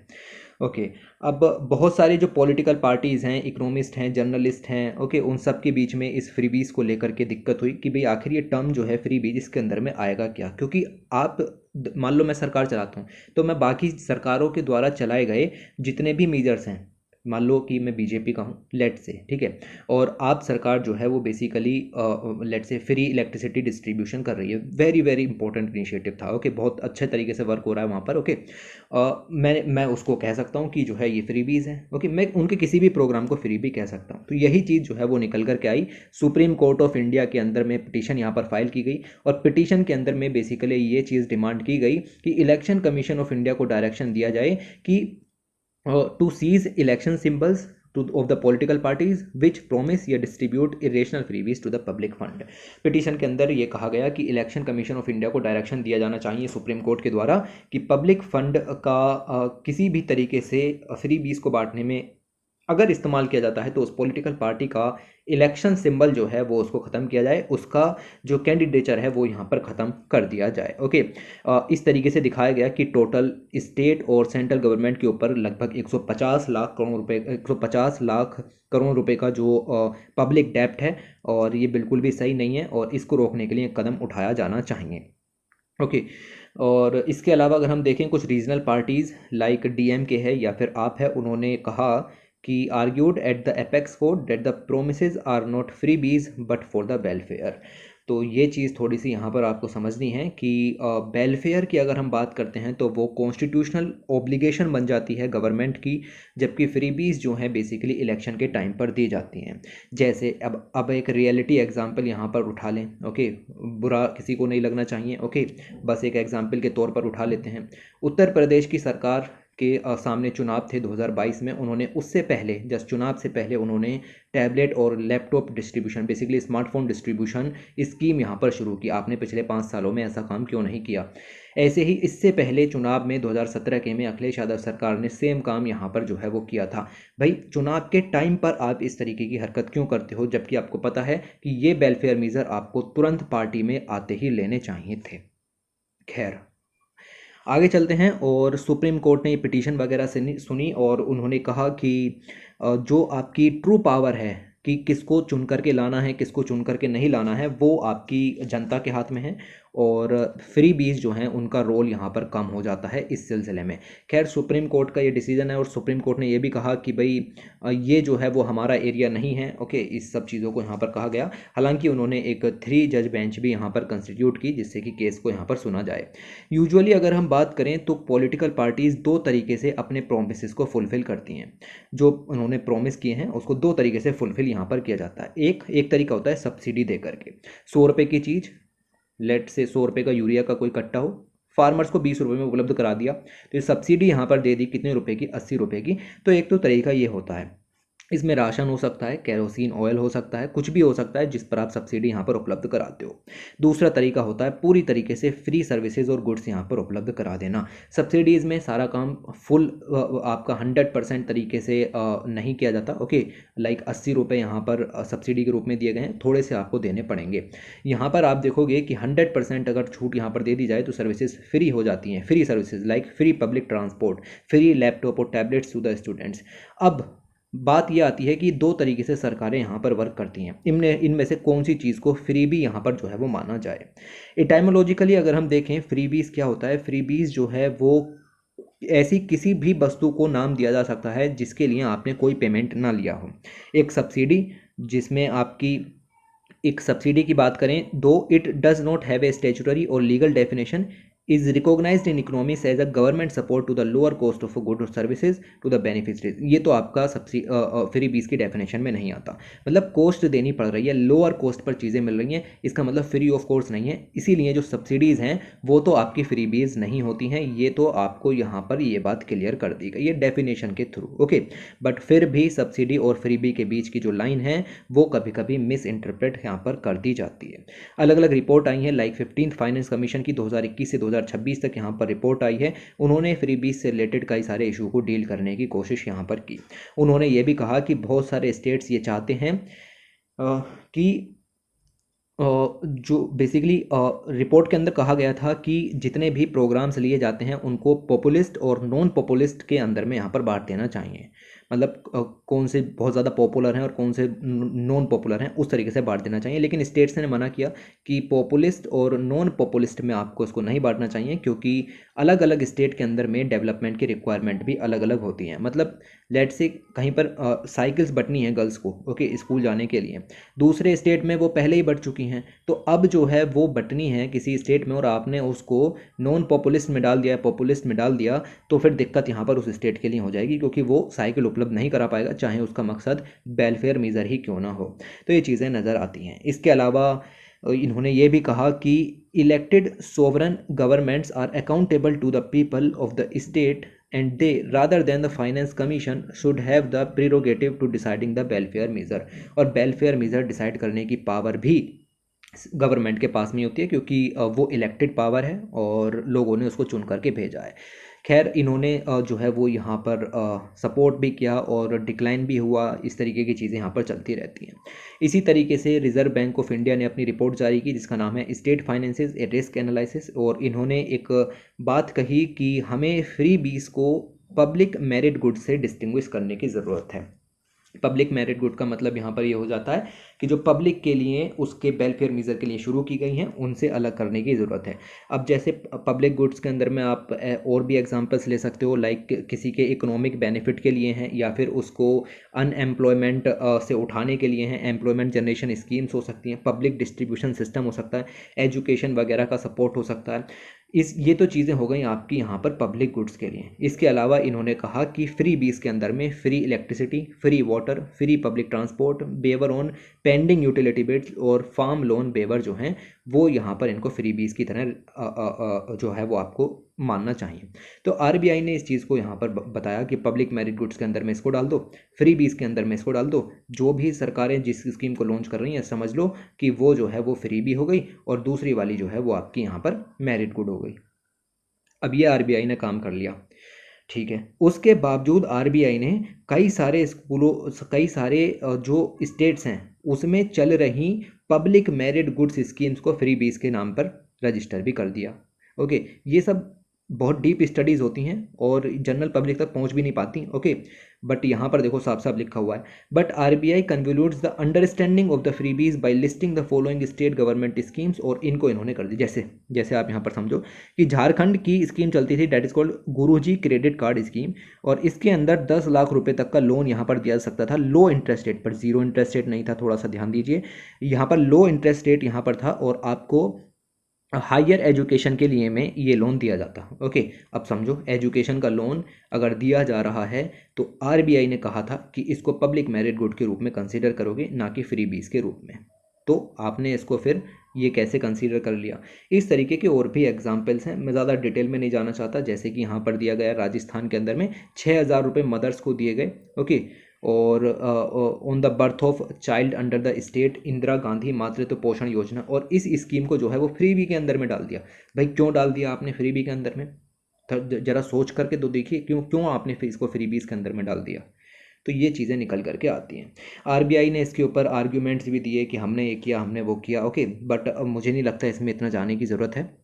बट ये सब चीज़ें हैं कि कैग वगैरह ने यहाँ पर स्टडी की तो पता चला कि सब्सिडीज़ का शेयर जो है वो लगातार बढ़ रहा है, और सब्सिडीज़ का देना फ्री बीस की तरफ ही अब जो है वो लगातार इशारा कर रहा है। मतलब सब्सिडीज़ और फ्री बीस के बीच की जो लाइन है वो बिलर होती हुई चली जा रही है। Okay, in the last 3 decades Jharkhand, Kerala, Orissa, Telangana, Uttar Pradesh, यहाँ पर मैक्सिमम इंक्रीज़ देखने के लिए मिला है सब्सिडीज़ के अंदर में। तो ये चीज़ें इंपॉर्टेंट हो जाती हैं। मैं बहुत डिटेल में नहीं जाएंगे, ओके, बट ये देखेंगे कि क्या क्या चीज़ें दी गई हैं। देखो हाईलाइटेड लाइन को देखिए, सम फ्रीबीज में benefit the poor if properly targeted with minimal leakage, but their advantages must be evaluated against the large fiscal cost and inefficiencies they cause by distorting price and misallocating resources। क्या कह रही है ये line important हो जाती है, और मैं आपको इसको एक एग्जांपल के थ्रू समझाता हूँ। आपने यहाँ पर ये देखा, देखो इस पूरी इमेज के अंदर में आपने यहाँ पर ये देखा कि ये सारी चीज़ें जो हैं उनको फ्री बीज मानने की बात की गई है। आप समझो कि वाटर फ्री अगर दिया जा रहा है किसी सरकार के द्वारा, क्या ये बात गलत है? ओके, क्या ये फ्री बीज का एग्जाम्पल मानोगे? नहीं मान सकते। वाटर का कमोडिफिकेशन अब शुरू हो गया है, लेकिन इस धरती पर जो भी जन्म लेगा वाटर उसके लिए एज अ फ्री क्वांटिटी उपलब्ध होना चाहिए था। इसको किसी भी ह्यूमन ने डेवलप नहीं किया है, नेचर का गिफ्ट है, ये फ्री होना चाहिए था। ओके, और ये फ्री होना चाहिए था, और अब आप इसको फ्री बीस के रूप में कैसे मान रहे हैं अगर कोई फ्री पानी उपलब्ध करा रहा है तो। ओके, तो ये चीज़ें आपकी यहाँ पर बेसिकली ह्यूमन डेवलपमेंट के लिए बहुत ही नेसेसरी हैं। वाटर है, फूड है, ओके, और बेसिकली गरीबों के लिए और तो और। ओके, तो वाटर जो कि नेचुरल रिसोर्स है, ह्यूमन ने बनाया भी नहीं है, उसके ऊपर आपको ऐसा काम नहीं करना चाहिए, मतलब फ्री बीज उसको नहीं मानना। बाकी की चीज़ें देख लो आप। चलो फ्री वाटर तो मैंने समझा दिया। फ्री इलेक्ट्रिसिटी भाई ह्यूमन आविष्कार है, ठीक है, नहीं अगर आप फ्री में दे रहे हो तो आप कंसीडर कर सकते हो। बाकी की चीज़ें like free public transport human आविष्कार है, ट्रांसपोर्टेशन सिस्टम वगैरह सब, उसको अगर आप फ्री दे रहे हो तो चलेगा। ओके, क्योंकि ह्यूमन उसके साथ कह सकते हैं कि प्रिविलेजेस लेकर के नहीं आया है कि मैं धरती पर जाऊंगा और फ्री ट्रांसपोर्टेशन मुझे मिलेगा ही मिलेगा, लेकिन हाँ वाटर की गारंटी तो वो लेकर के आया है क्योंकि वो नेचर उसको गिफ्ट दे रही है। तो यही सब लाइनें जो हैं वो उनको यहाँ पर बेसिकली बताने की कोशिश होती है कि एक वेलफेयर मीज़र उसको फ्री भी नहीं कंसीडर करना चाहिए। अगर उससे एक बेहतर तरीके का पब्लिक डेवलपमेंट होता है तो उसके एडवांटेजेस इवेल्यूएट करने के बाद में उसको फ्री भी और बेसिकली वेलफेयर मेजर में डिफाइन करना चाहिए। उससे क्या बेनिफिट हुए हैं, क्या लोगों को थोड़ा सा मोटिवेशन मिला है या नहीं मिला, बेनिफिट मिले हैं या नहीं मिले हैं, उसके बेस पर इस काम को किया जाना चाहिए। इसके अलावा अगर हम बात करें तो ये सब ख़त्म करो। एनवायरमेंटलिस्ट इसको क्रिटिसाइज भी करते हैं, लाइक आप देखो कि पंजाब और कुछ और राज्यों के अंदर में कह सकते हैं कि सब्सिडीज़ यहाँ पर दी जाती हैं। ओके, सब्सिडी यहाँ पर दी गई फार्म इक्विपमेंट्स वगैरह के लिए, फ्री पावर के लिए। ओके, फ्री पावर के लिए किसानों के लिए बेसिकली ऐसा होता है कि 100 यूनिट्स यूज़ कर रहे हैं या फिर उससे ज़्यादा कम यूज़ कर रहे हैं तो माफ़ हो जाता है। ओके, आम जनता के लिए भी है ऐसा, लेकिन फार्मर्स के लिए भी स्पेशल मेजर्स हैं। तो एनवायरमेंटलिस्ट इसको क्रिटिसाइज़ करते हैं कि भाई फार्मर्स जो हैं वो ज़्यादा से ज़्यादा बिजली यूज़ करते हैं और ग्राउंड वाटर के लेवल्स जो हैं पूरी तरीके से डैमेज फार्मर्स के द्वारा यहाँ पर कर दिए जाते हैं। क्यों? क्योंकि उनको बिल नहीं देना पड़ता, इस वजह से वो लगातार ग्राउंड वाटर एक्सट्रैक्शन करते रहते हैं।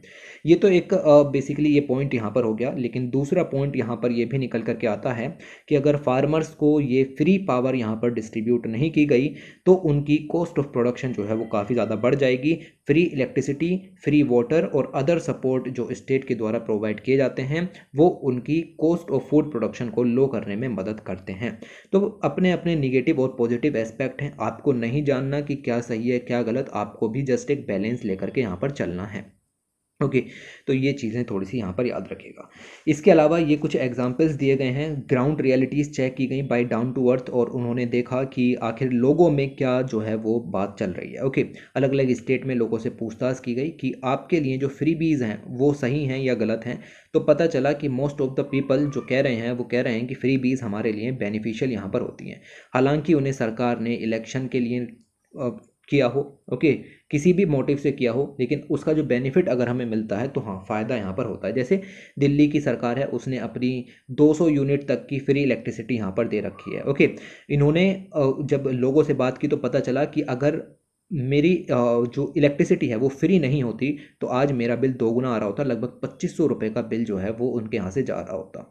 तो आम आदमी का जो बर्डन है वो फ्रीबीज़ के द्वारा कम किया जाता है। अभी हम इसको फ्रीबीज़ नहीं कह सकते क्योंकि दिल्ली की सरकार रेगुलरली इस काम को यहाँ पर कर रही है, ना कि ड्यूरिंग द इलेक्शन। ओके, ऐसे ही और चीज़ें हैं, लाइक वाटर टैंकर स्कीम के जरिए आपका पानी की सुविधा जो है वो उपलब्ध कराई जाती है फ्री ऑफ कॉस्ट। ओके, क्योंकि मैंने बताया कि वाटर तो वैसे ही नेचुरल रिसोर्स है यार, उसके ऊपर पानी के ऊपर बेसिकली अमाउंट नहीं होना चाहिए, बट दुनिया इस तरीके से पता नहीं कैसे चल रही है। ओके, इसके अलावा अगर हम देखो तो ट्रांसपोर्टेशन सर्विसेज के जरिए वुमेन जो है उसको एम्पावरमेंट मिलता है, उसको फिजिकल एम्पावरमेंट मिलता है। 600 रुपये पर मंथ जो है वो ट्रांसपोर्टेशन कॉस्ट एक वुमेन जो है वो यहाँ पर बचा पा रही है। तो बताइए फ्रीबीज़ का बेनिफिट है या नहीं है? चाहे आप इनको फ्रीबीज़ के नाम पर लॉन्च करो या वेलफेयर मेजर्स के नाम पर लॉन्च करो, अगर आम आदमी को बेनिफिट हो रहा है तो स्टेट अपनी DPSPs को पूरा करने में सक्सेसफुल नज़र आता है। ऐसे ही फ्रीबीज़ के द्वारा एजुकेशन यहाँ पर एक्सेस हो पा रही है। बिहार के अंदर कुछ एग्जांपल्स देखने के लिए मिले, साइकिल वगैरह जब उपलब्ध कराई गई तो बस ट्रांसपोर्ट और फ्री ये सब सर्विसेज देखने के लिए मिली। ऐसे ही क्लास 11 और क्लास 12 के बच्चों को जब साइकिल और लैपटॉप डिस्ट्रीब्यूट किए गए तो एजुकेशन जो है वो अफोर्डेबल यहाँ पर हो गई। तो ये ज़रूरी हैं चीज़ें। अब यहाँ पर देखो, freebies and subsidies needs to be evaluated in the terms of role. यही तो समझाने की कोशिश कर रहा हूँ मैं आपको कि ये आपका उस बेस पर डिफाइन करो कि आखिर उसका इम्पैक्ट क्या हुआ है। सरकार ने एक स्कीम शुरू की, अगर उसका इम्पैक्ट लोगों पर निगेटिव हुआ है तो उसको फ्रीबीज के रूप में जाना जाएगा, या फिर कोई इम्पैक्ट ही नहीं हुआ, कुछ फ़र्क ही नहीं पड़ा, स्कीम का बेसिकली लॉन्च ही नहीं हुई ढंग से, ओके, तो उसको फ्री भी यहाँ पर समझा जाएगा। लेकिन अगर उसके पॉजिटिव इम्पैक्ट निकले हैं, रोल जो उस स्कीम ने प्ले किया है, अगर वो लोगों की ज़िंदगी को चेंज करता है तो उसको वेलफेयर मीज़र के रूप में कंसीडर किया जाना चाहिए। ओके, तो पीपल्स की लाइफ अगर यहाँ पर चेंज होती है, जैसे फॉर इंस्टेंस अगर हम देखें फ्री सैनिटरी नैपकिन्स अगर हम स्कूल जो स्टूडेंट्स हैं बेसिकली उनको डिस्ट्रीब्यूट करें गवर्नमेंट स्कूल के अंदर में, गर्ल्स के लिए बेसिकली, ओके, और कॉलेजेस के अंदर में, तो उससे हेल्थ बेनिफिट यहाँ पर होंगे। ओके, तो ऐसे ही फ्री पब्लिक ट्रांसपोर्ट है वुमेन के लिए, तो वो वेस्टफुल फ्री भी नहीं है। ओके, वेस्टफुल फ्री भी नहीं है, उससे लोगों को फ़ायदा हो रहा है, तो हम उसको फ्री भी नहीं कह सकते।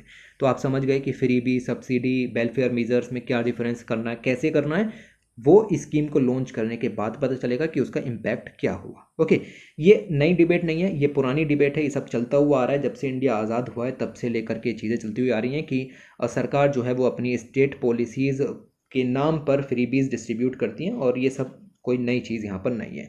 Much of the welfare responsibility of the state reside in this principle, directive principles के अंदर में 1950 ले लो, 1960 ले लो, उस समय पर भी ये काम यहाँ पर होता था। कई सारे पॉलिटिशियंस हैं, उनका फोकस जो है वो इंडस्ट्रियल प्लानिंग की तरफ उस समय यहाँ पर था, तो कई सारे मेजर्स उन्होंने यहाँ पर लॉन्च किए। In the next 2 decades social policy saw innovation and growth. Maharashtra ने अपनी एम्प्लॉयमेंट गारंटी स्कीम 1972 में यहाँ पर निकालनी शुरू की। ओके, और ये जो है वो कांग्रेस के द्वारा इलेक्शन प्रॉमिस यहाँ पर किया गया, जबकि ड्रॉट कंट्री के अंदर यहाँ पर चल रहे थे, तो इलेक्शन के द्वारा ये काम किया गया, लेकिन इसके महाराष्ट्र के ऊपर जो इम्पैक्ट पड़े उससे हम इसको फ्रीबी का नाम नहीं दे सकते। ओके, ऐसे ही आपको 1980 में तमिलनाडु की सरकार के अंदर में मिड डे मील स्कीम यहाँ पर शुरू की गई। 2001 में अगर हम देखो कि ये स्कीम पूरे इंडिया में यहाँ पर सुप्रीम कोर्ट के ऑर्डर से मिड डे मील की यहाँ पर शुरू की गई। तो क्यों, अगर हम उस सरकार की स्कीम को फ्रीबी का नाम दे करके तभी बंद कर देते तो इतनी मेगा स्कीम आज पूरे इंडिया में लॉन्च हो पाती? नहीं हो पाती। ऐसे ही मनरेगा स्कीम है भाई, कोई आकर के इस मनरेगा स्कीम को फ्रीबी का नाम दे करके बंद करवा देता तो क्या आज मनरेगा लोगों की ज़िंदगी में चेंज कर पाती? बस यही है और कुछ नहीं है पूरे आर्टिकल के अंदर। ओके, तो ये सब चीज़ें आप यहाँ पर ध्यान में रखिएगा। इसके अलावा कई सारी और ये पिटीशन वगैरह यहाँ पर फाइल होती रहती हैं, लाइक 2006 में हुई थी, और 2006 में पिटीशन जो है उसने ये क्लैरिटी देने की कोशिश की कि जो प्रैक्टिसेस यहाँ पर की जाती हैं फ्री गिफ्ट देने की, उनको करप्ट प्रैक्टिसेस के नाम पर रिप्रेजेंटेशन ऑफ पीपल एक्ट का सेक्शन 123 लगा करके और कैंडिडेचर को ख़त्म कर देना चाहिए। इस तरीके की पहले भी हुई थी। क्यों? क्योंकि फ्री टेलीविज़न बांटने की बात हुई थी तमिलनाडु के अंदर में। सरकार ने स्टेट गवर्नमेंट के सुप्रीम कोर्ट ने स्टेट गवर्नमेंट के फेवर में यहाँ पर निर्णय दिया और कहा कि ऐसे जो प्रोमिसेस सरकार यहाँ पर करती हैं उनको फ्री भी ब्राइबरी और करप्शन का नाम नहीं दिया जा सकता। और सुप्रीम कोर्ट ने यह भी कहा कि it is not with in the domain of the court कि वो सरकार के इन डिसीजंस को गलत ठहराए। क्यों? क्योंकि सरकार जो है वो चुनी गई सरकार है, बेसिकली इलेक्टेड है, और इलेक्टेड के चलते अगर वो लोगों के लिए वेलफेयर मेजर्स ले रही है, कुछ भी हो, अगर इवन फ्री टेलीविज़न भी यहाँ पर डिस्ट्रीब्यूट किया जा रहा है, तो ये हमारा डोमेन नहीं बन जाता to legislate what kind of promises वो आपने इलेक्शन मैनिफेस्टो में लिए हैं या नहीं लिए हैं। तो ये सब चीज़ें जो हैं वो देखने के लिए मिलती हैं। खैर, हमें ज़्यादा नहीं जाना था, बस हमने इग्नोर किया बाकी की चीज़ों को। इसके बाद अगले आर्टिकल की तरफ चलते हैं, और मॉडर्ना जो आपकी बेसिकली कंपनी है, ओके, उसने एक लॉसूट फाइल किया है अगेंस्ट फाइजर। ओके, दोनों में राइवलरी चल रही है, दोनों में लड़ाई चल रही है। क्यों? क्योंकि mRNA टेक्नोलॉजी जो है वो दोनों के द्वारा यूज़ करके वैक्सीन्स बनाई गई, जबकि मॉडर्ना का कहना है कि mRNA टेक्नोलॉजी हमारा आविष्कार है और इसके ऊपर हमारे पेटेंट राइट्स जो है वो मौजूद हैं। फाइजर कंपनी ने हमारे पेटेंट राइट्स को लिए बिना इनका वायलेशन किया है और अपनी वैक्सीन तैयार की है।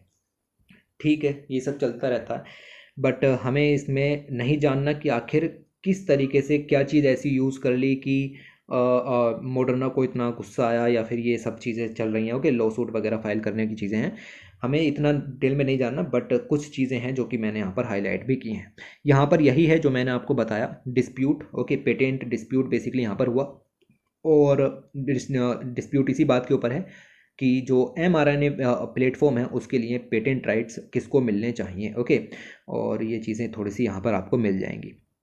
जो राइवल कंपनी है उसका नाम है फाइज़र, और फाइज़र ने बायो एन टेक कंपनी के साथ में मिलकर के वैक्सीन डेवलप की थी। इंपॉर्टेंट चीज़ आ जाती है यहाँ पर, बेफालतू टाइम ना वेस्ट करते हुए सीधे काम की चीज़ पर ही आ जाता हूँ। और यहाँ पर बेसिकली अगर हम बात करें तो फाइज़र ने एक वैक्सीन बनाई थी जिसका नाम है कोमिर्नेटी वैक्सीन। दूसरी मॉडर्ना ने एक वैक्सीन बनाई थी जिसका नाम है स्पाइकवैक्स वैक्सीन। दोनों वैक्सीन किस किस कंपनी ने बनाई याद रखना, और ये ज़रूर से याद रखना कि दोनों वैक्सीन जो हैं वो mRNA प्लेटफॉर्म का इस्तेमाल करके बनाई गई हैं, और अब किसने क्या डेवलप किया, कैसे नहीं डेवलप किया, वो सब बात अलग है। हालांकि मॉडर्ना का कहना ये है कि हमारी इस टेक्नोलॉजी को इस्तेमाल किया गया है, हमने जो mRNA टेक्नोलॉजी डेवलप की थी उसका इस्तेमाल करके जो वैक्सीन्स हैं उसका मैन्युफैक्चरिंग यहाँ पर की गई है, हमारे जो पेटेंट राइट्स हैं उनका वायलेशन हुआ है। ये सब चलता रहता है वैक्सीन मैन्युफैक्चरर्स के अंदर, कोई बड़ी चीज़ नहीं है, बट ये जो वैक्सीन्स हैं इनका नाम आपको यहाँ पर याद रखना है।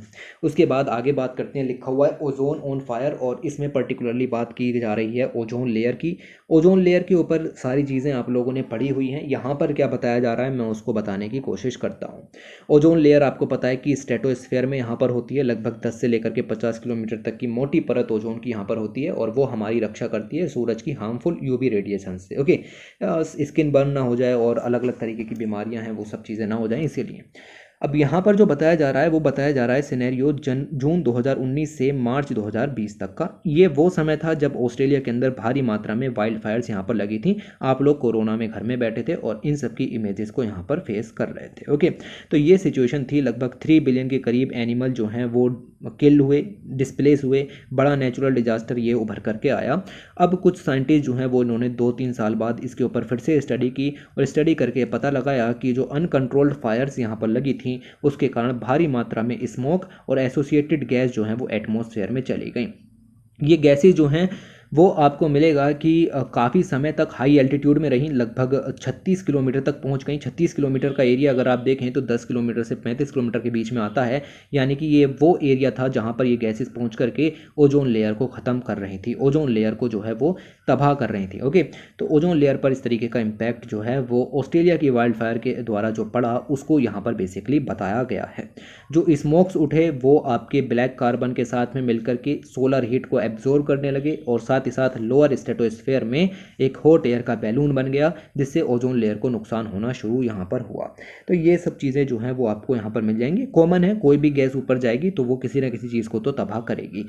अर्थ का सरफेस और एब्जॉर्ब किया हार्मफुल यूवी रेडिएशन को from the sun. Researchers has linked ये सब आपको बेसिकली ओजोन लेयर के बारे में दिया गया है। ओके, रिसर्चर्स ने ये लिंक किया है कि a decrease in ozone level in or to an uptick in is the incident of skin care and cataract in humans. तो ये इंसिडेंट जो हैं वो यहाँ पर लगातार बढ़ गए। ओके, अपटिक देखने के लिए मिला इन केसेस में और उस दौरान की बात यहाँ पर हो रही है। अभी खैर ये न्यूज़ के अंदर इतना ज़्यादा नहीं है, तो मेंस में ना तो क्वेश्चन पूछा जाएगा ना ही प्रीलिम्स में पूछा जाएगा, क्योंकि पूछना होता तो वो लोग पहले ही पूछ चुके होते। तो ये चीज़ें आपको यहाँ पर मिलेंगी। इसके अलावा ये सब चीज़ें दी गई हैं कि 2019-20 की जो वाइल्ड फायर्स थी उसकी वजह से लोअर स्ट्रेटोस्फेयर का जो टेम्परेचर है वो लगभग 3 डिग्री से बढ़ गया ऑस्ट्रेलिया के ऊपर, और पूरे ग्लोबली जो है वो 0.7 डिग्री से यहाँ पर बढ़ गया। इसके अलावा फिलीपींस के अंदर माउंट पिनाटाबू उसमें भी इरप्शंस यहाँ पर हुए, उसकी वजह से भी सल्फर के जो प्लूम्स थे, एसिड्स थे, वो भी सब एटमॉस्फेयर में गए और एटमॉस्फेयर में जाकर के जो लोअर स्ट्रेटोस्फेरिक रीजन्स है वहाँ का टेम्परेचर पूरी तरीके से बढ़ा दिया। पूरी तरीके से टेम्परेचर बढ़ने का मतलब ये है कि ओजोन लेयर का डैमेज जो है वो यहाँ पर देखने के लिए मिलेगा, और डैमेज तो पहले से ही हो रहा है। उसके ऊपर क्योटो प्रोटोकॉल और मॉन्ट्रियल प्रोटोकॉल वगैरह सब आपको पढ़ने पे होने चाहिए। इसके बाद एक छोटा सा आर्टिकल और यहाँ पर दिया गया है उड़ीसा का, और उड़ीसा ने मिशन लॉन्च किया मिलेट्स के लिए, जिसको कहा जाता है OMM, Orissa mission on millets. Okay, और इसमें मिलेट्स की बात यहाँ पर की जा रही है। तो उड़ीसा की खबर है, कोई नेशनल लेवल की खबर नहीं है, बट मैं आपको बता देता हूँ। ओके, अगर हम बात करें supply creates is on demand, ये सब थ्योरीज हैं, और थ्योरी 19वीं सेंचुरी के फ्रेंच इकोनॉमिस्ट जीन बैप्टिस्टे के द्वारा यहाँ पर कही गई थी। इन्होंने इस बात को कहा था कि सप्लाई अगर यहाँ पर जो है वो उपलब्ध करा देते हैं तो डिमांड अपने आप यहाँ पर बन जाती है। लेकिन वर्तमान समय की चीज़ें देखें तो सिचुएशन चेंज हो रही है। ग्रीन रेवोल्यूशन हमने यहाँ पर किया लगभग 1960s के आसपास, हमने अपनी फूड बास्केट को यहाँ पर बढ़ाया लेकिन उसकी डाइवर्सिटी को ख़त्म कर दिया। ग्रीन रेवोल्यूशन में हमने सिर्फ 2 क्रॉप्स पर फोकस दिया, एक है आपका व्हीट, एक है आपकी राइस, और इससे जो इंडिया की डाइट थी वो सिर्फ और सिर्फ राइस और व्हीट पर ही यहाँ पर टिक गई। ओके, तो पिछले 50 सालों से जो है वो बेसिकली हम राइस और व्हीट का ही कंजम्पशन यहाँ पर कर रहे हैं, और जो अदर ट्रेडिशनल सीरियल्स होते थे लाइक मिलेट्स वगैरह वो सब हमारी डाइट से धीरे धीरे ख़त्म हो गए हैं। असेसमेंट ये दिखाती हैं कि ग्रीन रेवोल्यूशन जो है वो देखो कितनी खूबसूरत लाइन लिखी हुई है यहाँ पर, कुछ भी गलत नहीं लिखा हुआ, कि while the green revolution has not helped address the nutritional security of the India, it has turned the country into the world's biggest extractor of the groundwater. Green revolution के कारण हमने फूड सिक्योरिटी हासिल की। क्या ये बात सही है? जी हाँ, बिल्कुल सही है। ग्रीन रेवोल्यूशन के द्वारा हमने न्यूट्रिशनल सिक्योरिटी हासिल की? नहीं जी, बिल्कुल हाँ, सही नहीं है। फूड सिक्योरिटी और न्यूट्रिशनल सिक्योरिटी में अंतर होता है। फूड सिक्योरिटी का मतलब है हमारे पास खाने के लिए चीज़ें हैं, न्यूट्रिशनल सिक्योरिटी का मतलब होता है हमारे पास खाने के लिए न्यूट्रियस चीज़ें हैं। ओके, तो न्यूट्रिशन वाली चीज़ें नहीं होती हैं राइस और व्हीट, ठीक है, बस काम चल जाता है, पेट भर जाता है। न्यूट्रिशन के लिए आपको मिलेट्स जो हैं वो कंज्यूम करने पड़ते हैं, और इसी को बढ़ावा देने के लिए उड़ीसा ने 2017 में उड़ीसा मिलेट मिशन यहाँ पर लॉन्च किया था, ताकि स्टेट के अंदर न्यूट्रिशनल सिक्योरिटी को इम्प्रूव किया जा सके, सस्टेनेबल एग्रीकल्चर प्रैक्टिसेस को प्रमोट यहाँ पर किया जा सके। तो इस तरीके से फार्मर्स को सीड्स वगैरह सब डिस्ट्रीब्यूट किए गए, स्मॉल सीडेड सीरियल्स वगैरह सब यहाँ पर डिस्ट्रीब्यूट किए गए। आप देख सकते हो कि अगर मैं एक फिंगर मिलेट लूँ तो उसके अंदर कैल्शियम कितना होता है, ऐसे ही बाकी ये जो लिखी हुई हैं ये सब यहाँ पर मिलेट्स की वैरायटी लिखी हुई हैं और इन मिलेट्स के आगे उनका कंटेंट लिखा हुआ है कि कितना ज़्यादा उसके अंदर में न्यूट्रिएंट यहाँ पर होते हैं। पढ़ने की ज़रूरत नहीं है, टेबल दिखाने के लिए इस्तेमाल की गई है सिर्फ, ओके, कि इतने इतना ज़्यादा चीज़ें आपको देखने के लिए मिल जाएंगी। इसके अलावा अगर हम बात करें तो मिलेट्स के अपने फ़ायदे होते हैं, मैंने 1000 बार आपको पढ़ाए हैं, ओके। और मिलेट्स के कई सारे फ़ायदों में लाइक वाटर की कम रिक्वायरमेंट होती है, इनपुट कॉस्ट जो है वो भी आपकी यहाँ पर कम होती है, एग्रीकल्चर में भी खड़ी रहती है, यानी कि ड्रोट रेजिस्टेंस भी यहाँ पर देखने के लिए वो मिल जाती हैं, क्लाइमेट वर्नरेबिलिटी का इम्पैक्ट भी कम पड़ता है, टेम्परेचर बढ़ गया, रेनफॉल कम हो गई तो फसल पे ज़्यादा इम्पैक्ट नहीं पड़ता। इसके अलावा रिच होती हैं कैल्शियम, आयरन, प्रोटीन, इन सब में अच्छा काम मिलता है, ओके। अब ये जो उड़ीसा का मिशन है इसके बारे में ज़्यादा डिटेल में जानने की ज़रूरत नहीं, और ये जो है वो इंसेंटिव उपलब्ध कराते हैं, अगर 1 हेक्टेयर पर लगभग 9500 रुपये देते हैं ताकि अच्छे से किसान जो हैं वो मिलेट्स की कल्टीवेशन यहाँ पर कर पाएँ। वो फ्री सीड्स देते हैं, फ्री ऑर्गेनिक फर्टिलाइज़र जो है वो यहाँ पर उपलब्ध कराते हैं कई सारी ऑर्गेनाइजेशंस के साथ में मिल करके, नाम याद रखने की ज़रूरत नहीं है। ये एक खूबसूरत यहाँ पर एक टेबल दी गई थी और इन्होंने बताया है कि पिछले 5 सालों से उड़ीसा का ये मिलेट मिशन चल रहा है, तो उसमें उन्होंने कौन कौन से मीज़र्स लिए हैं। मीज़र्स के अंदर में उन्होंने 1 हेक्टेयर के लिए 9500 रुपये यहाँ पर दिए हैं। इसके अलावा बायोलॉजिकल इनपुट्स और सोइंग टेक्निक्स जो है वो भी उपलब्ध कराई हैं, और तो और रागी का प्रोक्योरमेंट भी बढ़ाया है, उसके लिए मिनिमम सपोर्ट प्राइस पैडी से ज़्यादा कर दिया, जिससे कि रागी की फसल जो है वो ज़्यादा उगाएं लोग पैडी की तुलना में, और इसके अलावा मार्केट लिंकेजेस भी उपलब्ध कराए। ये सारे काम तो प्रोडक्शन को बूस्ट करने के लिए यहाँ पर किए गए। कंजम्पशन को बूस्ट करने के लिए क्या काम किए गए भाई, उगा लिया लेकिन जब उसको लोग खाएंगे नहीं, खरीदेंगे नहीं तो वो फ़ायदा क्या, तो उसको बढ़ावा देने के लिए इन्होंने कैंपेन शुरू किए कि देखो मिलेट्स जो है उनका क्या क्या फ़ायदा है, लोगों में इसका जागरूकता बढ़ेगी, लोग इसको खरीदेंगे। मोबाइल वैन वगैरह के ज़रिए, हमने कियोस्क वगैरह के ज़रिए मिलेट बेस्ड फूड जो है उनके आउटलेट्स डिस्ट्रीब्यूट किए, मिलेट शक्ति के नाम से क्रिएशन किया। ये सब उड़ीसा के अंदर का काम है, नेशनल लेवल पर अभी इस काम को नहीं किया गया है, ओके। नेशनल लेवल पर तो अभी सिर्फ इंटरनेशनल मिलेट डे के रूप में 2023 को मनाने का प्रोग्राम चल रहा है, ज़्यादा कुछ काम हो नहीं रहा है, ओके। तो ये चीज़ें आपको यहाँ पर मिल जाएंगी। ये इस तरीके से आपने जो है वो कंजम्पशन के लिए डिमांड को बूस्ट किया, ओके। इसके इम्पैक्ट क्या हुए, ये रहा। इम्पैक्ट के चलते कुछ न्यूट्रिशनल सिक्योरिटी बढ़ी, फार्मर की इनकम जो है वो यहाँ पर बढ़ी, ओके। पंचायत वगैरह हैं या फिर फार्मर्स हैं उनको मोटिवेशन यहाँ पर मिला, तो ये चीज़ें यहाँ पर हैं, इनकम बढ़ी, ये सब चीज़ें। इसके अलावा कुछ कमी भी रह गई, हाँ जी, कमी तो हर चीज़ में रह जाती हैं, बट इसका मतलब ये नहीं है कि पूरी स्कीम ख़त्म हो गई, कमियाँ हैं, सुधार लेंगे, ओके। तो ये चीज़ें हैं, लाइक सेल्स आउटलेट जो हैं वो अभी कम हैं, और फार्मर्स जो हैं वो अभी भी थोड़े से मिलेट्स को नहीं उगा पा रहे हैं। कुछ डिस्ट्रिक्ट ऐसी हैं जहाँ पर लेस देन 5% कवरेज है फार्मर्स का, मतलब 5% से कम जगह पर जो है वो मिलेट्स उगाई जा रही है। कुछ चुनौतियाँ हैं, ओके, तो उनको भी पूरा किया जाएगा।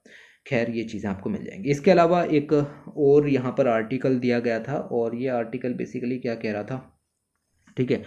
इस आर्टिकल में लिखा हुआ था a year without a crop, और इसमें झारखंड के चीफ मिनिस्टर हेमंत सोरेन, उनके बारे में, उनकी इंडिपेंडेंस डे की स्पीच के बारे में बताया गया था। उन्होंने कहा कि इस बार फसल जो है वो कम होगी, क्योंकि जो है ड्रोट्स से पूरा स्टेट जो है वो हिट हुआ, और ये चीज़ जो है वो दिखाती है कि कितना जो पेसिमिज़म है वो यहाँ पर फैला हुआ है।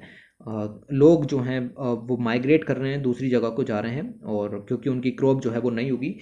स्टेट सपोर्ट भी ज़रूरी होता है, देखिए, ओके। और इसमें बेसिकली आर्टिकल में आपको ज़्यादा कुछ पढ़ना भी नहीं था। क्रॉप्स ख़त्म हुई जिसकी वजह से लोग जो हैं वो आपके शिफ्ट होने पड़े, उनको माइग्रेट करना पड़ा अलग अलग जगहों पर। पीपल जो हैं वो बसों से उनको दूर दूर तक भेजा गया, ओके, कि वहाँ पर जा कर के आप जो है वो जॉब करें। Basically rural to urban migration का सिनेरियो देखने के लिए, मतलब मास माइग्रेशन जो है वो यहाँ पर इस स्टेट में देखने के लिए मिल रहा है। तो कंडीशन जो है बस आपको यहाँ पर याद रखनी है, इससे ज़्यादा नहीं पढ़ना है। तो इसी के साथ हमारी जो है वो ये मैगज़ीन कंप्लीट हुई। अब हम यूपीएससी का जो स्पेशल डाउन टू अर्थ आती है उसको यहाँ पर रोक रहे हैं, ओके।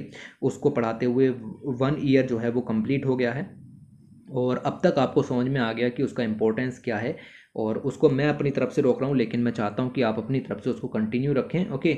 और वो चीज़ें जो है वो वहाँ पर रुक रही हैं, ओके। 1 साल हो गया, मैं समझा चुका हूँ कि कितनी ज़रूरी चीज़ें हैं, किस तरीके से कवर करनी है। अब मैं कुछ और नई चीज़ें आप लोगों को बताना चाहता हूँ, इसीलिए उस पर्टिकुलर इनिशिएटिव को जो है वो धीरे धीरे हम रोक रहे हैं। तो चलिए इसी के साथ जो है वो वीडियो को एंड करते हैं। ये पूरी मैगज़ीन कवर हो चुकी है। Thanks for watching, take care.